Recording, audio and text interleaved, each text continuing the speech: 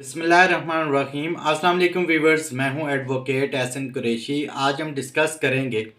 अगर कोई मुल्ज़म इश्तिहारी करार पाए,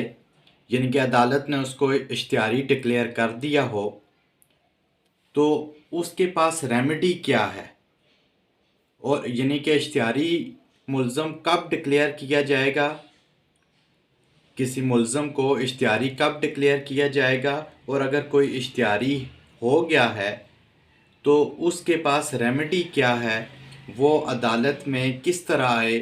अपने अपने आप को गिरफ्तारी से कैसे बचाकर वो अदालत में आ सकता है, उसका क्या तरीक़ाकार होगा, कितनी ऑप्शंस हैं उसके पास, इसके ऊपर आज डिस्कस करेंगे। और ये भी डिस्कस करेंगे कि जो latest supreme court of Pakistan की जो जजमेंट है, वो इस हवाले से क्या कहती है, यानी कि इश्तिहारी मुल्ज़म की ज़मानत के हवाले से जो जजमेंट है उसको भी डिस्कस करेंगे कि उसके अंदर किन हालात का तज़किरा किया गया है जिनकी बेस पर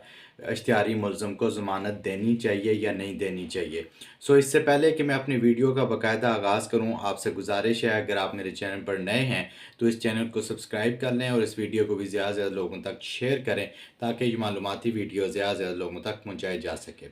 सबसे पहले, जब किसी शख्स के खिलाफ एफआईआर हो जाती है तो उस एफआईआर का जब चालान आता है, चालान के बाद चार्ज फ्रेम होता है और फिर एक ट्रायल स्टार्ट हो जाता है। ट्रायल के दौरान अगर कोई मुल्ज़म जिस पर इल्ज़ाम है वो भाग जाता है, अपनी तारीख पर वो अदालत में नहीं आता और भाग जाता है, तो अदालत उसकी गिरफ़्तारी के वारंट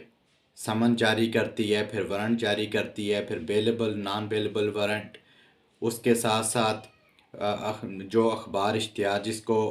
उसके शनाख्ती कार्ड ब्लॉक करने का प्रोसेस करती है, उसके साथ-साथ उसका अखबार इश्तिहार देती है जिसके तहत उसको इश्तिहारी डिक्लेयर किया जाता है। और उसके साथ-साथ जिसको 87-88 की कार्रवाई उर्फ़ आम में कहा जाता है, यानी कि पीओ डिक्लेयर करने की कार्रवाई, किसी मुल्ज़म को इश्तिहारी डिक्लेयर करने के लिए जो ज़ाब्ता फ़ौजदारी है उसकी सेक्शन 87-88 की कार्रवाई की जाती है। उसके बाद दायमी वारंट जो है वो उसके गिरफ़्तारी के दायमी वारंट जारी करके फ़ाइल दाखिल दफ्तर कर दी जाती है till subsequent arrest of the accused, यानी कि जब वो अरेस्ट होगा वो आए तो उसको अरेस्ट करके अदालत में लाया जाएगा, तो उस सूरत में उसकी ट्रायल दोबारा वहीं से स्टार्ट हो जाएगा। अब एक बंदा इश्तिहारी हो गया, उसका आईडी कार्ड भी ब्लॉक है, तो बहुत सारे लोगों को ये ख़दशा होता है कि वो अदालत में जाएंगे तो वो गिरफ़्तार हो जाएंगे। इस हवाले से पहले तो लोग जो ऑप्शंस हैं वो अवेल करते थे कि वो बायर से बीपीए बेल बिफोर अरेस्ट जो है वो मूव कर लेते थे और उसके तहत अपनी ज़मानत वो लगा कर और